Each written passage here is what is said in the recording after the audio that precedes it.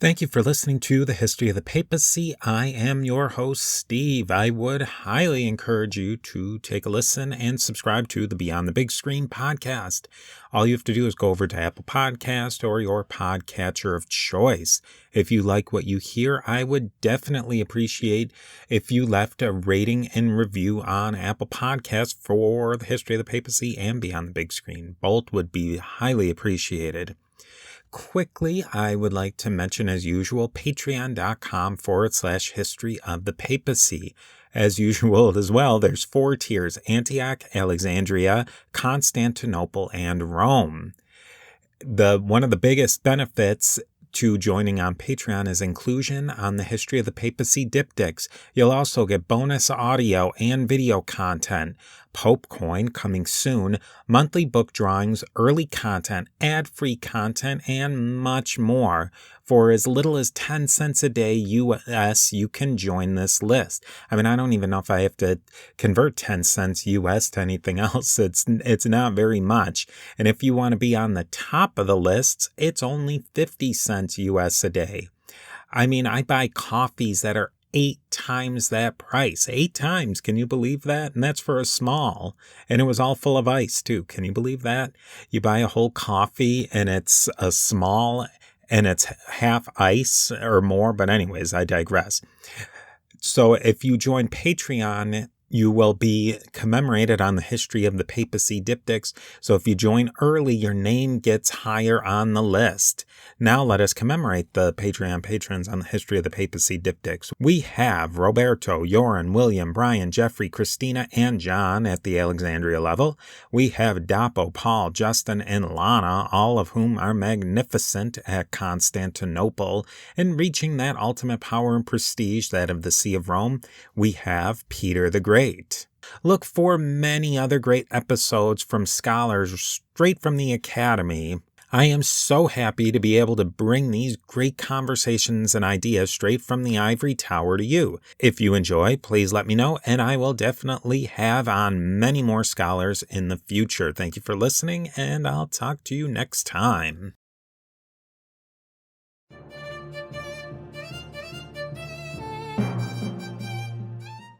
I want to welcome again, I think this is the 4th or 5th time. It's been so many times I'm losing track, but yet again, Dr. Andrew Messmer, affiliated researcher at the Evangelical Theological Faculty in Leuven, Belgium, and academic dean of the master's program at Seville Theological Seminary in Santa Ponce, Spain.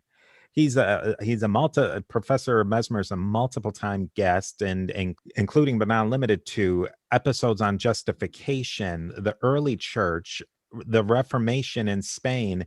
And today we are going to delve into a subject of the story of the Reformation of Spain. So I definitely highly suggest you go back and listen to that episode that we did on the Reformation in Spain, because that will give you a lot of background about what we're going to talk about today.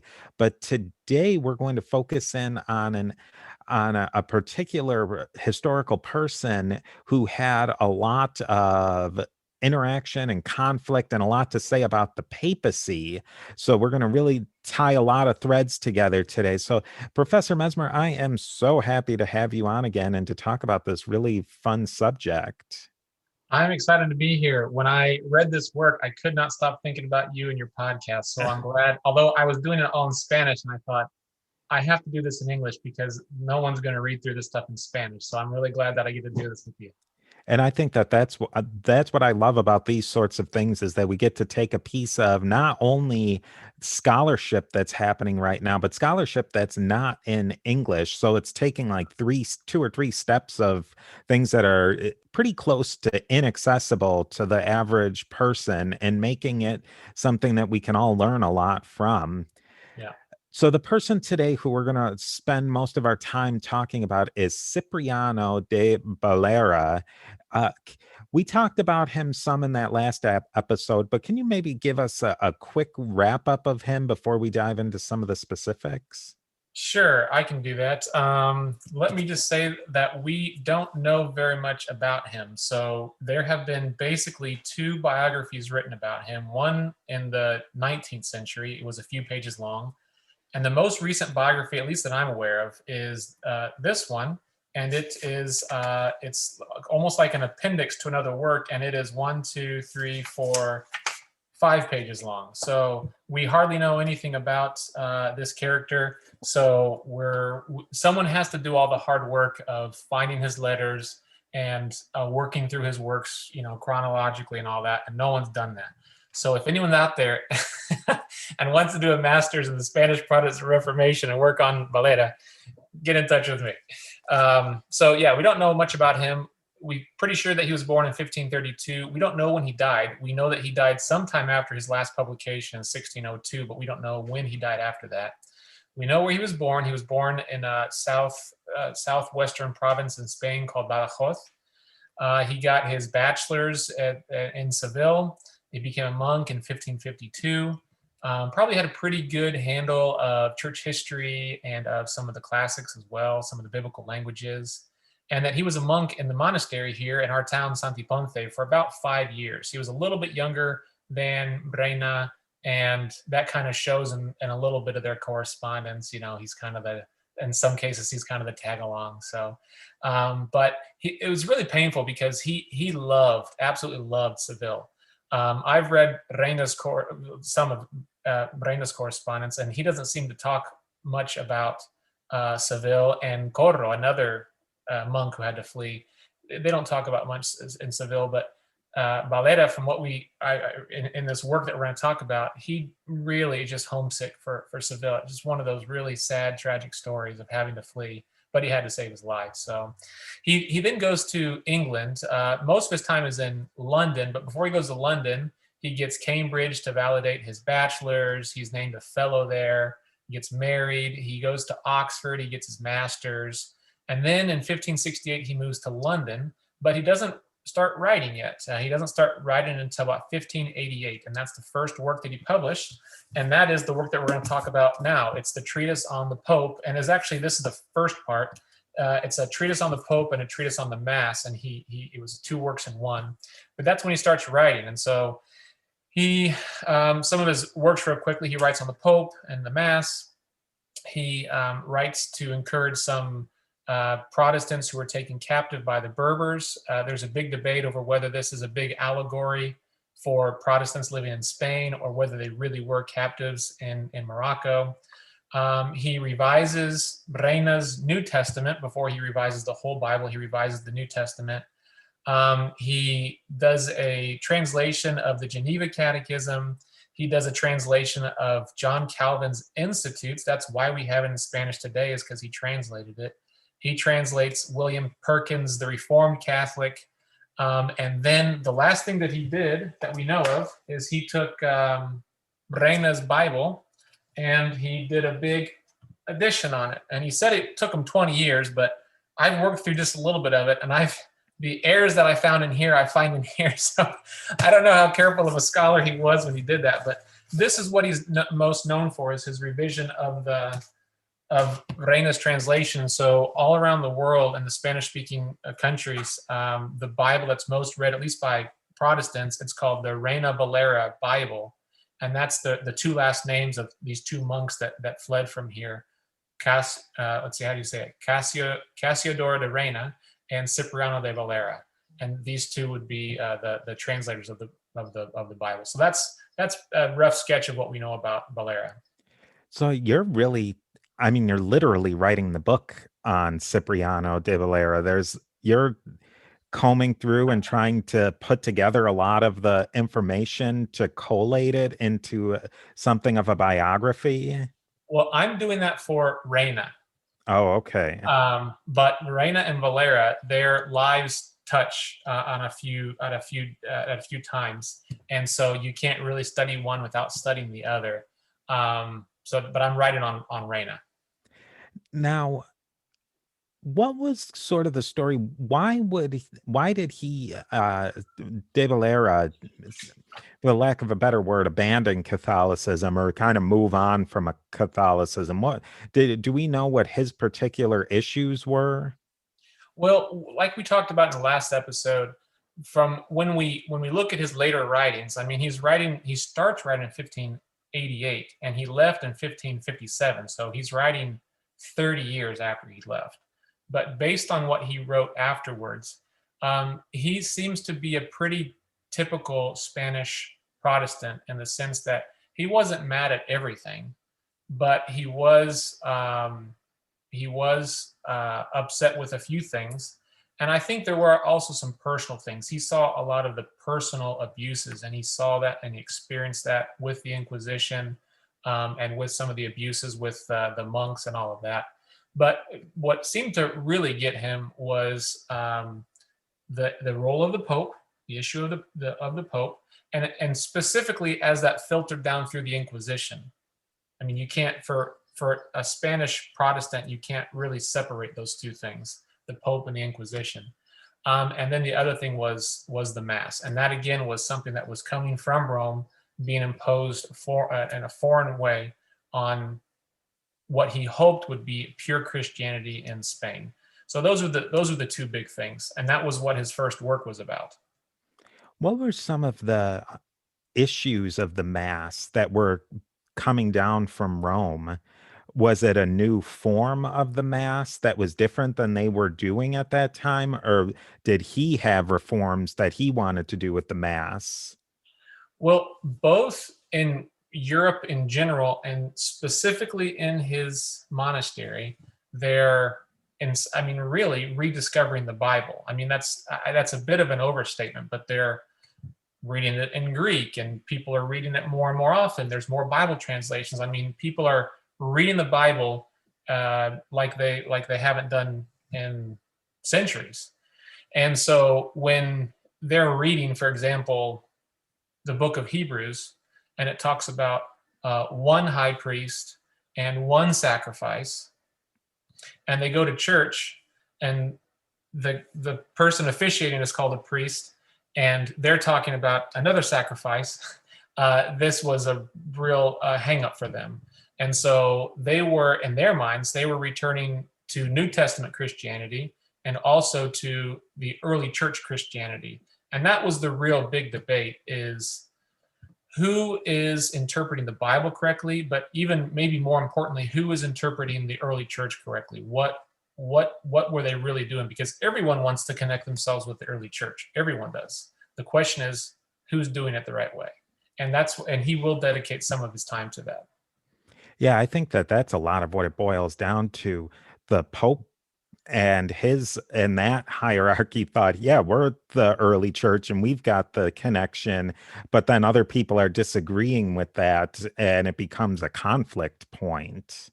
Yeah, and what's I think is hard for us to appreciate is, today in the 21st century, it's very difficult to say something that is so shocking that no one wants anything to do with you. They call you a heretic. In the 16th century, it was very easy to do that. I mean, it was very easy to be called a heretic if you didn't use the exact right formula at a very specific, and we're not talking about like the first level affirmations or even second level affirmations. We're talking about third and fourth level implications of what one word in the Bible means. If you don't use the right words, you are a heretic. And there's no shades of gray. You're either all white or all black, and you have to be all white a certain number of steps in the argument along, or else you're a heretic. That kind of leads there are some people who are kind of gray though, like somebody like Erasmus. How does people like him, because there seems like there was a lot of people who kind of they went along and they were pretty questionable, and then they wind up falling onto the Catholic side, and then other people are kind of straddling the fence and they fall into the Protestant side. Yeah, that I mean, the, on the one hand, that is true, and there were certain you can call them Irenicists, you can call them ecumenicals. There's different names for them. There was a group in there, but on the other hand, if you look at someone like Erasmus, it wasn't so much that he was gray; he was either loved or hated. I mean, he was kind of like I don't know, Donald Trump or someone like you either love the guy or you hate the guy. Same thing with Erasmus; you either love him or he is devil. We'll have to tease that out on another show, I guess. Give me some more time to think about that. We can tease that out on another show.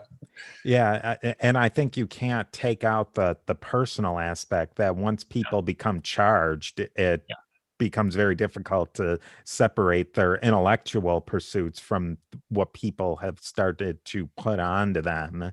yeah, yeah. And just one quick closing summary: the Christianity has always tried to maintain two truths in tension. One is zealous for truth, but the other one is a zeal for unity.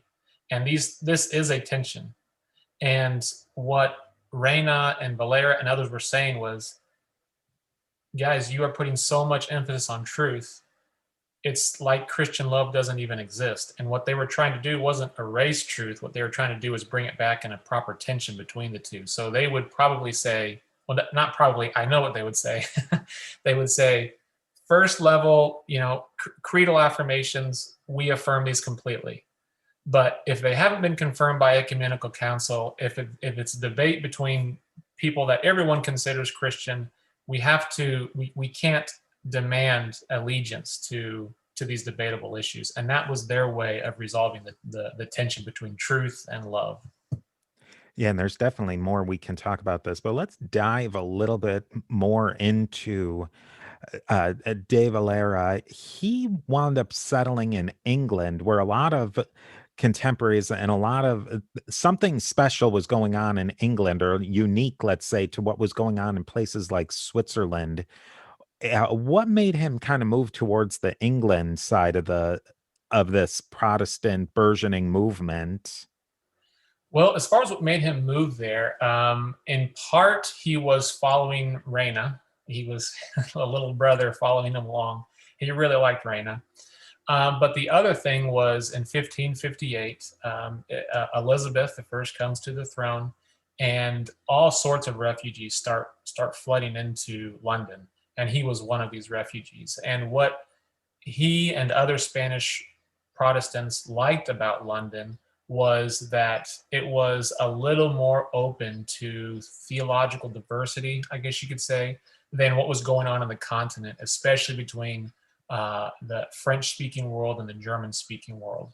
And so I'm talking about the Lutheran Reformed divide, because things are very, very tense there. And what they were trying to do in England was absorb the best from both worlds. And so he found it a little bit more tolerable to live there. And he got to live, at least for the first while, he got to live next to one of his best friends, Reina. What was going on in England? It was a unique situation where they kept a lot of the pomp of a Catholic mass, but they're starting to absorb some of the Reformed theology. What did that look like there? So a lot of people have this mistaken conception that Anglicanism is a halfway point between Protestantism and Roman Catholicism. And that is true beginning in the 19th century, when the Oxford movement, the Tractarians, John Henry Newman, they kind of re-envision Anglicanism as this halfway house. But in the 16th century, if they were a halfway house between two cities, it wouldn't be between, let's say, Geneva and Rome, like it is since the 19th century, but between Wittenberg and Geneva. In other words, it's a halfway house between Lutheranism and the Reformed movement. So on the one hand, like Lutheranism, they keep bishops, they keep religious art, they keep, like you said, the pomp and the ceremony. But they are, on the other hand, they are basically Reformed. I mean, in their understanding of the Lord's Supper, they're not what's called consubstantialists. That is, they don't believe, that Christ's body is, according to Luther, in, with, and under the sacrament. And they are open to predestination. So they're kind of an interesting mix between those two movements. And now a word from our sponsors. When we dive a little bit into more of the specifics, especially in the politics, this was a pretty special time in relationships between Spain and England. I wonder, did these people even a lot of these Spanish reformers, did they exacerbate the tensions between England and Spain? Yes, great question. Well, let's see here. Maybe I could connect this with his writing, because in 1588 something important does happen. Now, it didn't just come out of nowhere. 1588, there had already been some wrestling of the waters in previous years, but in 1588, or by 1588, I guess you could say that in Spain, their emperor, their king, Philip II, he had come to represent the hopes and the dreams of Roman Catholicism, and Elizabeth I had come to represent the hopes and dreams of Protestantism, especially in England. So there was actually, because of their geographical nearness to each other, there was kind of like a Cold War. You could think of it like that, where there were threats, there were rumors, there were small skirmishes, there were spies, each trying to covertly overturn the other, or better their political position. And in 1588, this Cold War breaks out into a frontal attack. Philip II of Spain decides to invade England with what's known as the Spanish Armada. And this is that really famous scene where he sends, it's like 130 ships, but there's a bad weather. They don't put a sea captain in charge. They put like an aristocrat who doesn't really know what he's doing in charge. And then the English, they're really good seamen, and they end up pretty much, they defeat the Spanish Armada. Not a lot of people know this, but the following year, 1589, Elizabeth tries to invade Spain, but that's a total failure too. So there's this kind of Cold War, and then with these flashes of real war between the two countries. But 1588, that's when the Spanish invade, and this is when Valera writes his first work, and it's against the Spanish Catholicism. I mean, by this time, Spain is Catholicism. I mean, that's like, they go hand in hand, just like England is Protestantism. And so he's writing these as a part of England's overall strategy to want to discredit Spaniards, to want to discredit Catholicism, to want to encourage their own people. So there are probably a lot of reasons why Valera is writing, and I can think of probably 4 different reasons why he's writing. I think obviously he's a Christian. Or maybe I should show people the work, by the way. These are reprints, but this was a reprint from the 1800s. This work was totally lost to the world until it was rediscovered in the 19th century. This is a reprint of that work, but it's a pretty hefty tome. I mean, it's not a small tractate. It's pretty hefty. This is both of them. And I should say, for the listeners, that's probably a 2,000-page bookish, give or take. Yeah, let's see here. It's a hefty book. Yeah. It's I think the pages are a little fatter here, but from what I can see, it's a little over 600 pages. And then this one here is a little over, this is a different edition with an introduction on it, but this is about 300 pages, but this is just on the Pope here, because what he published here was both on the Pope and the Mass, and this one is just on the Pope. So it's a book. It's a book that he wrote on it. And so he's obviously writing for theology. He's a convinced Protestant.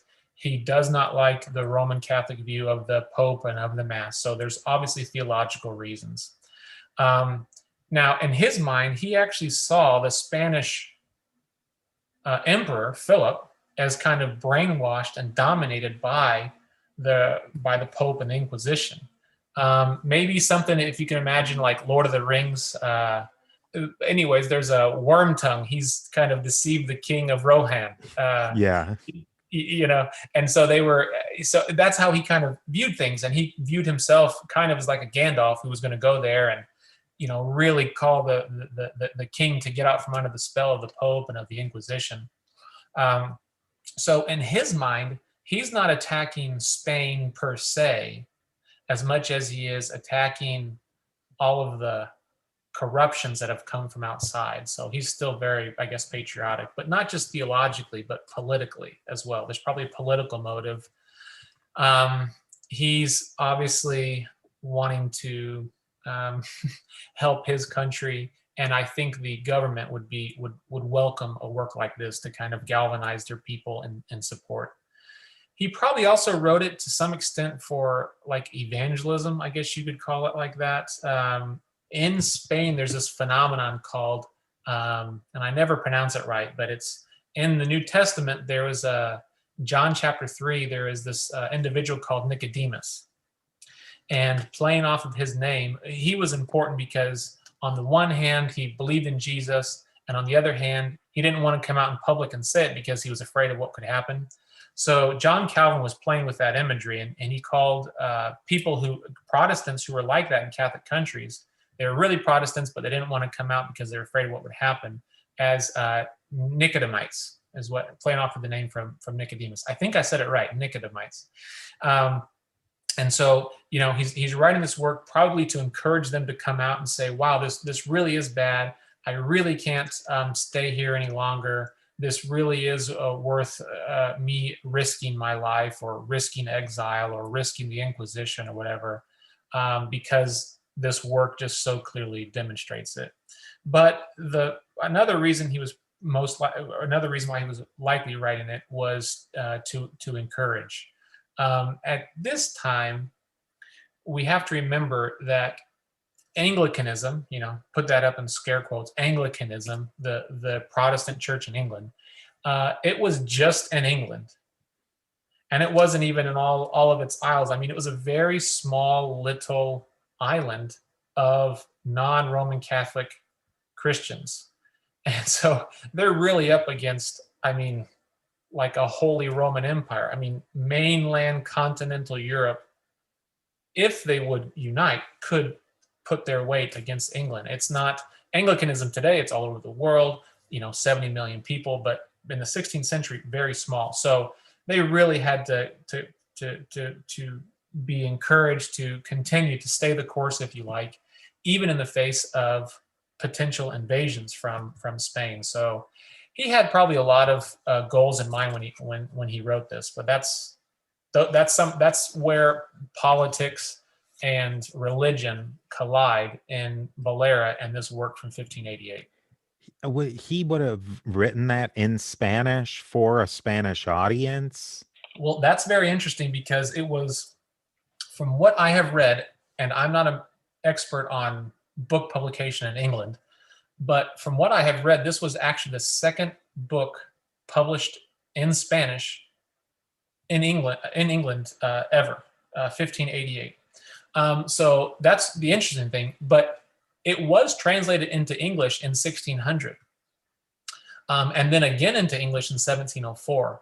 So I haven't been able to find those translations, but there are historical references to the English translation.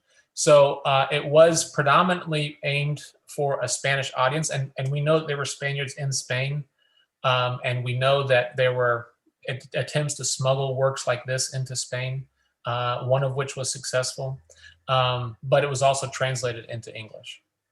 Before we really dive into some specifics, was there a particular way that he organized it? Yeah, it's actually a fascinating way that he organized it. Do you want to jump right into it? Yeah, let's go for it. Okay.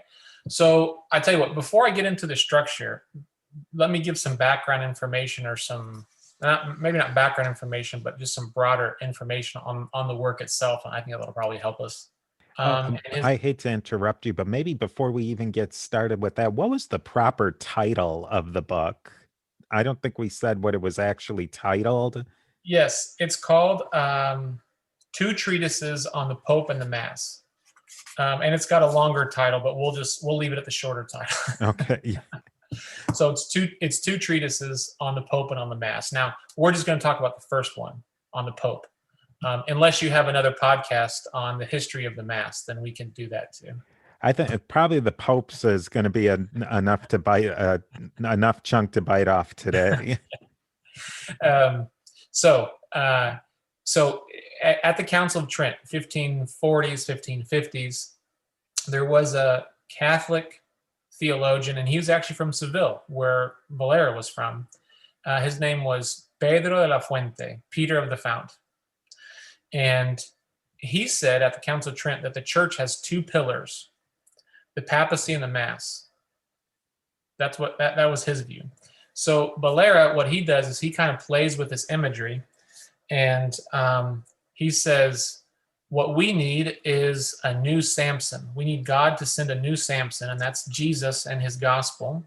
And he's going to push on these two pillars, and he's going to bring the whole building down. And the building is the Roman Catholic Church. It's the Inquisition Church.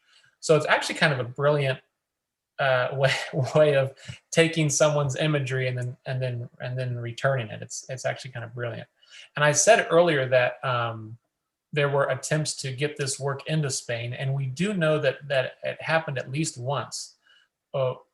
Another Spaniard in the early 17th century escaped to Spain, and he said, I read this book and it convinced me that I'm a Protestant. And he ran to England, and then he spent the rest of his life there. So that's kind of an interesting historical coincidence. But the basic argument of the work is, like I said, there's two fundamental pillars to Roman Catholicism, papacy and the mass. And for Valera, he's thinking if people would just read the Bible, if they would just compare that to what they see when they go to church, they'll realize that it's wrong and that what the Bible says is right. And so getting a little bit into the structure, I'll develop this a little bit later, but here is his basic argument on how he understands the development of papacy through history. He's going to divide the popes into three classes. And this is his quote. The popes of the first class were angels of God and saints in life and doctrine. Those of the second were men who were prone to fall, but those of the third were, in the true sense of the term, devils in the flesh. And this is how he understands the development of the papacy. So it's not a development of church history. It's not a critique of church history. It's just on the popes, but this is how he divides it up. And he's going to take this up until the 16th century. Let's get into, I guess, the structure. This is his major argument, that church history, or the papal history, can be divided into three sections, three major phases. The first one is from the beginning until the year 320. Now, when Valera speaks of the beginning, he actually doesn't speak of Peter. And I have to go back and read this, but I'm pretty sure he says that Peter never even made it to Rome. He's one of those guys. Now, I'm pretty sure that modern scholarship has, pretty much proven that Peter made it to Rome.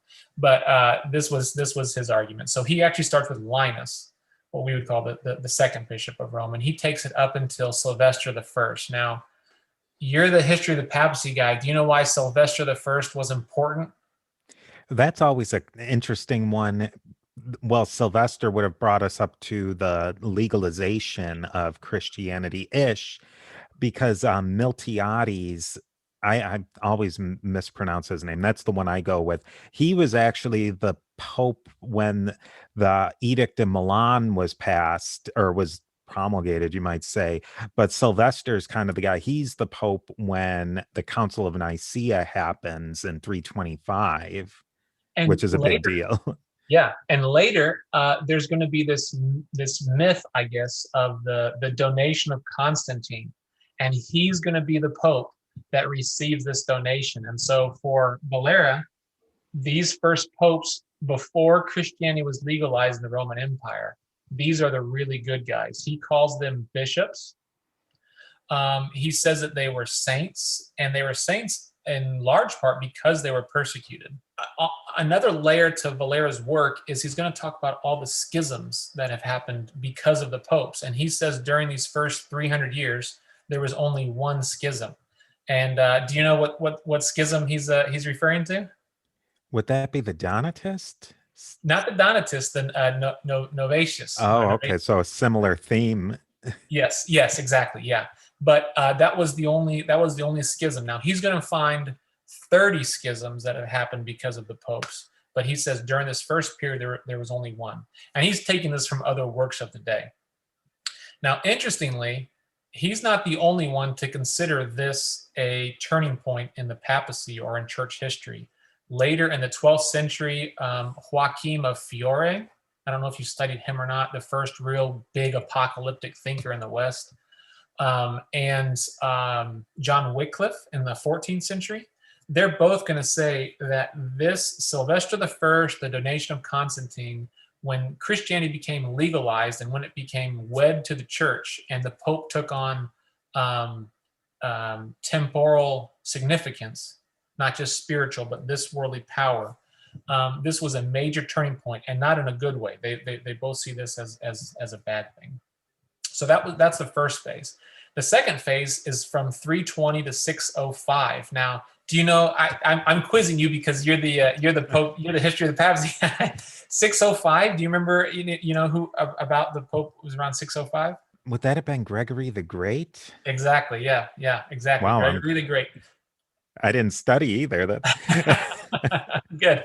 Well, now your listeners know that you've internalized all this, and you've listened to your own podcast. That's good. So for Valera, now he sees a shift. Now they're no longer bishops; they're archbishops and patriarchs, and he sees these leaders, these archbishops and patriarchs, somewhere between good and bad. So they're not the angels of the first group, but they aren't the devils of the second group. And he says that the reason these guys struggled so much is because of what he calls idleness. Christianity has been made legal, and well, we're not being persecuted anymore, and they just kind of are blah. You know, they're not really good, not really bad. They're just kind of there. He does, however, speak, I don't know if I could say highly, but he speaks well of Gregory the Great. He says Gregory the Great was one of the best of life and one of the most learned of all the patriarchs, but he was very given to ceremonies, as can be seen by all the superstitions that he introduced into the church. Now, this is according to him, and I'm not a papacy expert, but that's how he evaluated him. But you can see him, some of his critiques coming out. Valera doesn't like ceremonies. He doesn't like superstition. He doesn't like these things. So when even someone as great as Gregory the Great, the critique that he has for him is all the ceremonies that he introduced. So these are the archbishops are from 320 to 520, and the patriarchs are from 520 to 605. And 605 was another important date for Valera. 605, now his chronology is a little messed up, but according to his chronology, the 605, when the last kind of good pope died, Gregory the Great, that's when, I always mess up his name, Recaredo I of Spain, the Visigoth emperor, changed Spain from Arian to Orthodoxy. And this is a constant theme in Valera's work, is he sees the emperors, the kings, as good and the popes as bad. And there's this constant struggle between the two of them. Now, anyone who's read church history knows there is a constant struggle between them, but what Valera's reading of it is it's always the Pope's fault and they're always wrong, and the emperors are good and they usually suffer at the hands of the Pope. That's how he interprets it. Interestingly enough, in the 17th century, there was a really influential English theologian. His last name was Alsted, and it's because of Alsted, in part, that the whole world kind of became apocalyptic thinking in the 17th century. One of his books. He also has this same point as a turning point in church history. So Valera, he's putting these turning points, but they're not totally arbitrary. Other people are reading church history and coming to similar conclusions. And then from 605 until his day, 1588, they're just all devils, is what he calls them. This is when they become popes for him, historically speaking. But Valera calls them Antichrist.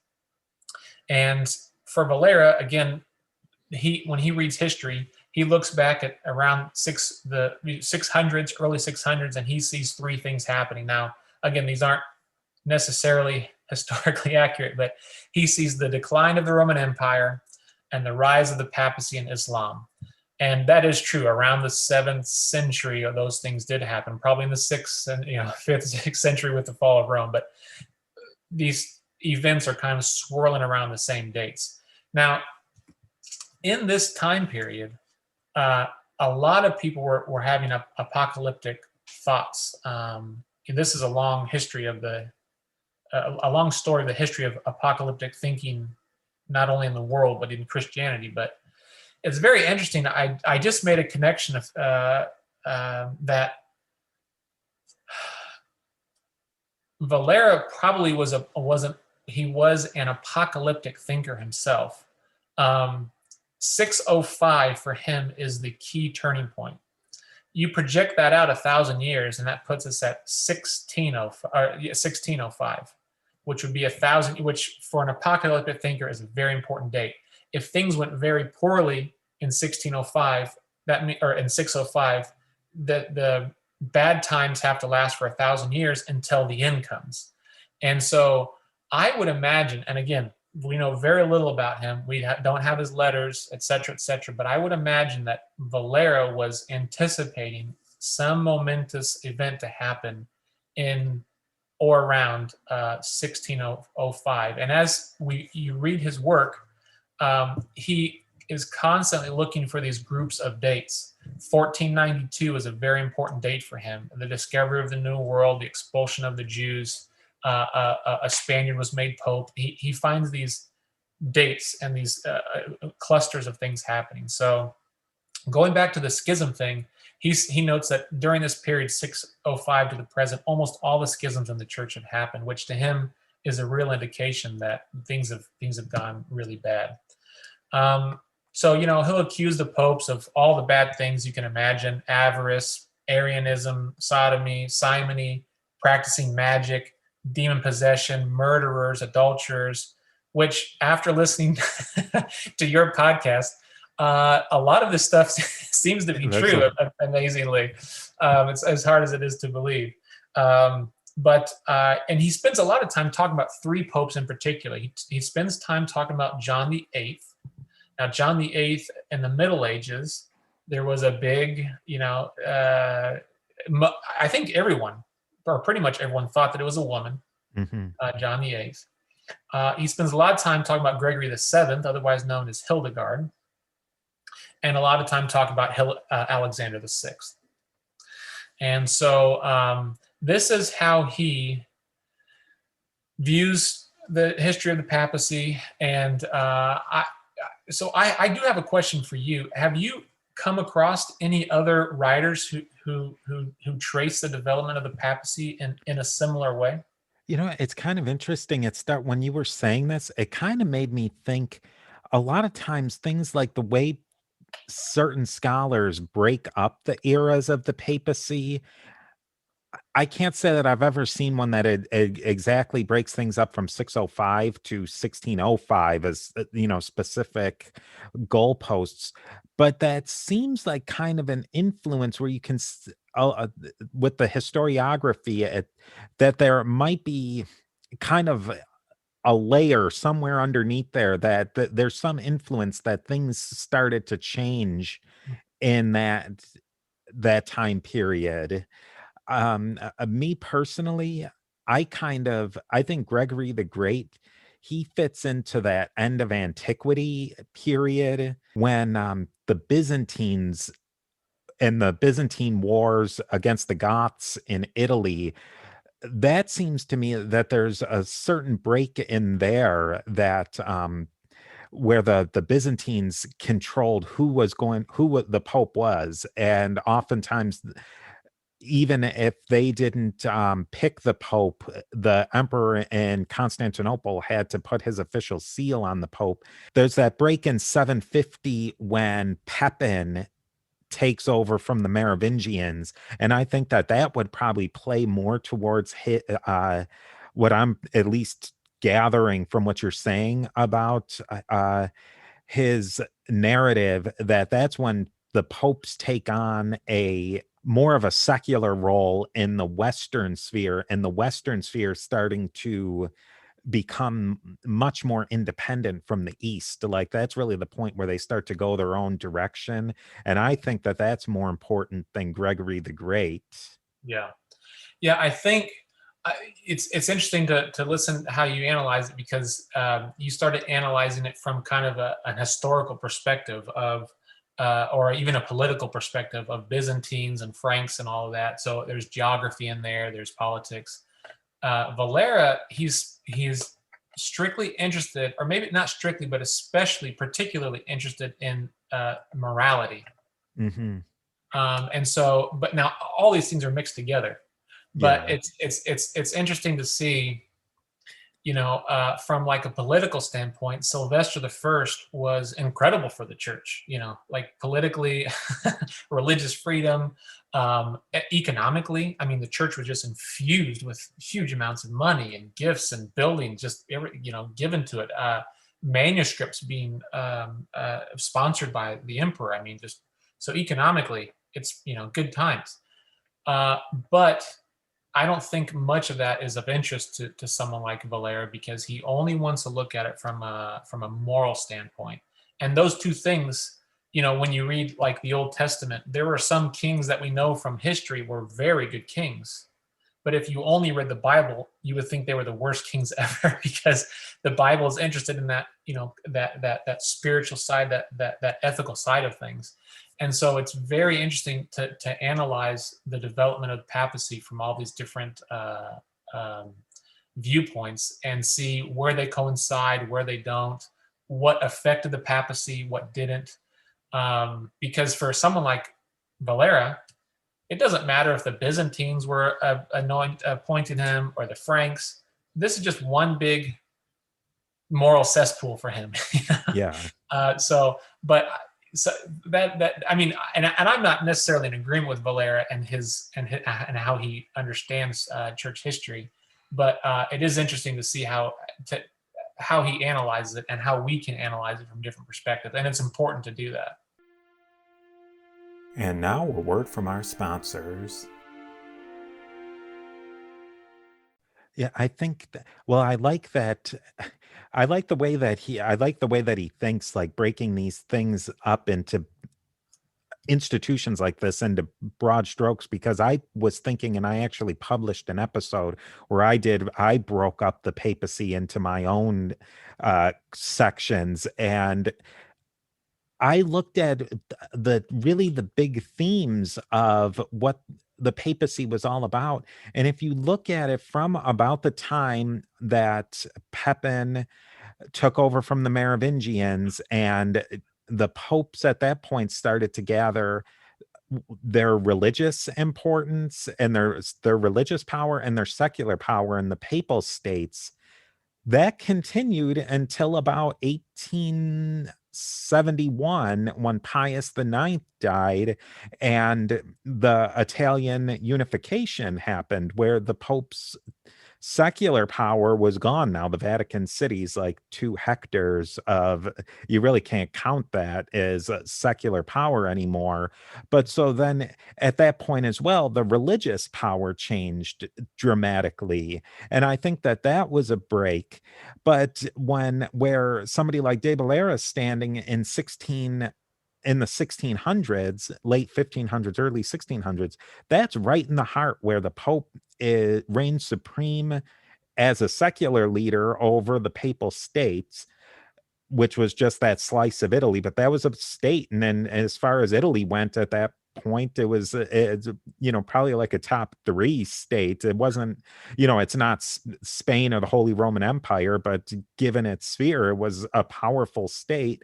And the secular, or this religious power that the Pope had, that he could still excommunicate a prince somewhere, and that meant something. And I can see where somebody's sitting, where De Valera is sitting, and 1605, 1600, that's serious power in both fronts. But he wants to see something happening change wise, and that's probably why he's breaking that up. I can't prove it, but I just had this feeling when I read his works and when I think put him in his context, I have to think that he has some apocalyptic agenda in mind. Or maybe not an agenda, but I mean, I think that he's interpreting history like that. I think he thinks that he's on the cusp of something. Yeah, and I think probably anybody, when you're interpreting history, especially when you're coming from a viewpoint. I mean, I don't want to say an agenda, but he kind of had an agenda. Yeah, You kind of make things work to fit what you're going for. yeah, yeah. But so, let's get what are some of the more specifics. So he says that does he name names in this work?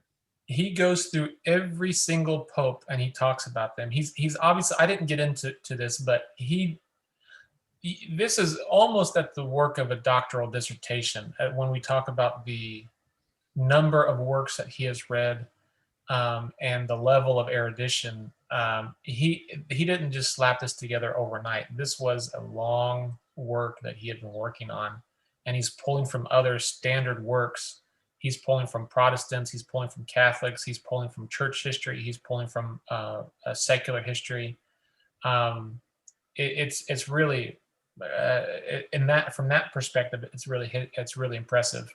But as he names names, he talks about all of the bad things that all the popes have done, because that is his agenda. I mean, if you only read this work, you would think that the popes were the absolute worst human beings who've ever lived. Now, that may be true in some cases, that some of the popes were absolutely horrible monsters, maybe. But obviously, that's not a full picture of who the popes were. But as we've been saying, his agenda with this work was to show them, on the one hand, they say we're the vicars of Christ, we are we are the top of the food chain, we are the closest to God that there is, and on the other hand, even a small speck of impurity or immorality or whatever, that would be enough to stain it. But what he's doing is he's showing all of the bad things that have happened. So yes, he does name names and he works through them one by one. And he talks about historical issues. He talks about how it's hard to identify sometimes, if it's John the 21st or John the 22nd or John the 23rd. And he talks about how frustrating that is just to get the right Pope name down. And I wonder, did he write about because he wrote about schisms, and it seems to me that he's putting a lot of emphasis on the schisms, the post 605 schisms, but the biggest schism that rocked Christianity would have been the Monophysite schism in at Chalcedon in 450. Did he write, or 451 rather? Did he write anything about that? yeah, he obviously wrote about the popes of that time. I can't remember if he blamed that on the Pope or not. I'd have to go back and reference that. Are there because I have questions about a lot of different. Are there any ones that stick out in particular to you, popes that he may have had a word or two about? Well, he does go into detail on that crazy story with Formosus, Oh, that's a and good one. Yeah, who was the other guy? Formosus, is it Stephen? Stephen the Sixth. Okay, he goes into detail on that, and it's actually, I mean, it's pretty accurate. It's hard to believe, but Yeah, he goes into detail. That's an interesting read. He goes into detail. He spends a lot of time on Hildegard. He spends a lot of time on talking about the female pope. It's basically just trying to find the worst things that they've done and talk about them. so this is a huge project that would have encompassed every aspect of his life, and De Valera would have had to have had access to a rich library. How was he accessing that material, and how was he supporting himself during this time? That's a great question. We don't know how he was supporting himself. We know that most Spaniards, when they went into exile, they were very poor. They had to try to make a living by teaching Spanish. Some of them knew French. Some of them became, small businessmen selling cloth or books or whatever. We don't know how Valera made a living. We know that he was a professor for a little bit at Cambridge or Oxford. I think it was Cambridge, but that didn't last that long. So that was about how he made his living. But How did he access the yeah, materials that he needed to do this? most likely he did that at the colleges that he was teaching at and that he was studying at, Cambridge and Oxford. But he already had a good base down in Seville when he got his bachelor's. He would have known, at least the broad strokes of history and of church history in particular. And he read Latin. Obviously, he read Latin and Spanish, but Latin would have been his major source. He doesn't seem to have learned any of the Germanic languages, German, or I don't know if he learned English or not, which actually surprisingly wasn't that big of a deal living in England in the 16th century. Enough people spoke Latin, and then the small expat community from Spain. So that's probably got them from those places. What did he have? This is probably the $10,000 question. What did he have to say about Alexander the Sixth, his countrymen? You can imagine what he has. Yeah. Did not think very highly of him at all. It was just another really, really, really bad pope. And so that's kind of interesting because a lot of the things that were written about Alexander the Sixth would have been things that really didn't start coming out until his time or later. Did De Valera have any connections back to the continent to maybe be getting new dirt, so to speak? Yes, he was accessing some things published in Spain. He does. There was a bishop, Carranza was his last name, very well known. Very, I think he was the Archbishop of Toledo, if I'm not mistaken. So he was the top dog in Spain. Scholar. He was also processed by the Inquisition for 17 years. That was the worst case, if you like, that of the Inquisition was him, held for 17 years. So he was getting stuff from Spain, and there was a constant supply, or a stream, I should say, of Spaniards who were fleeing to England. But I don't know if these common people would have had access to any of the information of kind of some of the shady things that Alexander the Sixth was doing in Rome. He may have just found out about it like everyone else did, either through rumors or news. So maybe to wrap things up today, he dies and there's really no reference, there's no obituary, so to speak, that he dies. No, the last thing that we know about him is this Bible that he published in 1602. That's the last news that we have of him right now. So again, if any of your listeners wants to research him out, there's plenty of work to be done on him, and he's an interesting character. What keeps, so obviously that Bible translation kind of keeps his works going. Did that other work on the Pope and the Mass remain popular?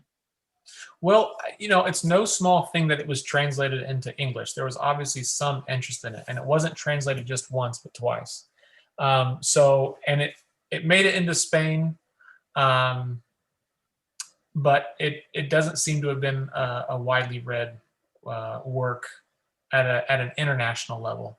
I'm sure it was in England and in maybe some of the like the Netherlands, where there were Spaniards living, or in Naples, where there were Spaniards, but it wasn't translated into all of the European languages, like what happens when there's a real hit. Is he the type of person who is going to come up in the modern day in a theological curriculum, if you're or a church historical curriculum at the university?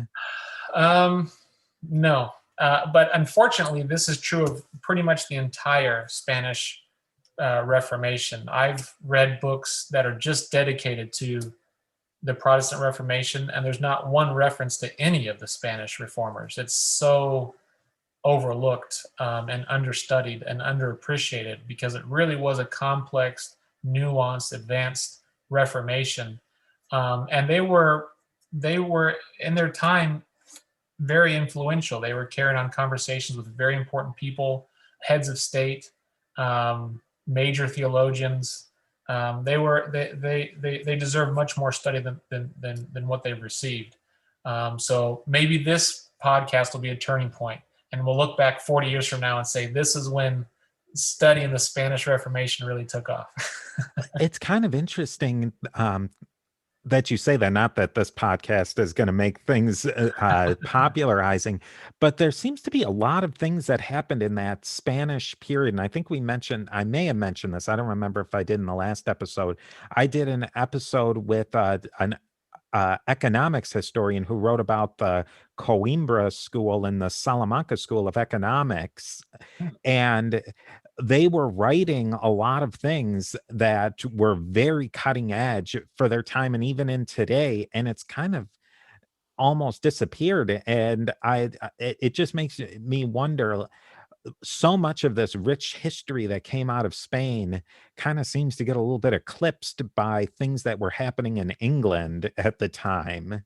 Well, and you have to remember, there were two or three works which brought in what's called the Black Plague. Spain was blackballed. It was Bartolomé de las Casas. He wrote a book on an inquiry into the Indians. There's the Arts of the Inquisition, and what these two or three works had, what the effect that they had was, everyone was kind of grossed out by Spain, and they thought they were a backward people. They thought that they were a very oppressive people, very violent people. And if you, I mean, foreigners who were on business matters, the shipping merchants, they would dock in Spain and they would be boarded by the Inquisition. And if they were found to be not Catholic, they would be detained and held captive and processed by the Inquisition, and then they would ultimately, in many cases, they would be killed. And so no one wanted anything to do with Spain because of this hard stance that they took on the Inquisition. In fact, Philip II, he said one time, he said, if my own son were found guilty by the Inquisition, I would carry the wood for his burning. That's what he said. So they took an extremely hard line with the Inquisition, and they said, we are following them. And that had the effect of really, distancing them from the rest of Europe. And so I wouldn't be surprised if that's part of the reason why a lot of this has just not been researched. I even think of things like in literature, there's probably two or three or maybe even more writers who are Shakespeare quality in Spanish. And they just, Cervantes is kind of like, oh, you learn him a little bit, but him and several others in art and in architecture and all these things that come out, theater, that come out of this Spanish golden age. And I think like you said, that it maybe it's a lot of that, the Inquisition and a lot of the really negative things that maybe come out of the New World, and the fact that England, which we're in the English sphere, Anglosphere, that a couple of those factors come together, and we just don't learn as much about this culture. Yeah, I think that's a fair evaluation of it. Yeah. So to maybe wrap this up, what's maybe some of your final takeaways from Valera and from the Spanish Reformation in these two episodes that we've done together on this topic? Well, on the one hand, I have sympathy for someone like Valera and the other Spanish reformers. They were writing from a certain context. I think it's hard for us to appreciate how hard it must have been for them. I mean, they loved Spain. They were home here. This was their family. This was their lives.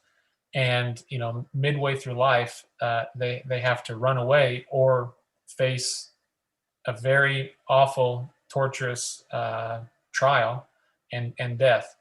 And it's hard for us to, when we hear them, like Valera, speak so awful about the popes. um, it's hard for us to be empathetic, because we just, the Pope today, everyone loves the Pope today. Pope Francis, he's just like, hey, he's walks on clouds. That was not their experience in the 16th century. They were getting the hardest hit from the Inquisition, and so I I go to the other extreme, and I have a lot of empathy with someone like Valera and what the Spanish reformers were facing, and so I can contextualize what they're saying. I think that there's this kind of an anger, and I probably even a justifiable anger at what they saw happening in their country. But on the other hand, it's sad that there's these two groups, Protestants and Catholics, that have so much in common with each other. But in part because of works like this, I mean, it's hard to walk back a work like the one we just discussed. Wedge issues. Yeah, it's hard to say, yeah, well, when I said they were devils, I meant that in the best sense of the term. It's hard to take those words back. So you see the divide opening up before your eyes, and it's just it's sad.